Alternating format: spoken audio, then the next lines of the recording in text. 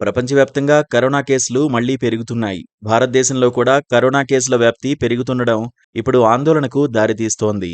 ప్రధానంగా 5 రాష్ట్రాల్లో కోవిడ్ కేసుల సంఖ్య పెరుగుతోందని నిపుణులు పేర్కొంటున్నారు. ఢిల్లీ, కర్ణాటక, ఆంధ్రప్రదేశ్ వంటి రాష్ట్రాలు పలు కేంద్రపాలిత ప్రాంతాల్లోని ఆసుపత్రులను అప్రమత్తం చేశాయి. ముఖ్యంగా JN1 వేరియంట్ ఈ కేసుల పెరుగుదలకు కారణమని చెబుతున్నారు. దేశ రాజధాని ఢిల్లీలో గత 3 ఏళ్లలో ఎన్నడూ లేని విధంగా 23 కొత్త కరోనా కేసులు నమోదయ్యాయి.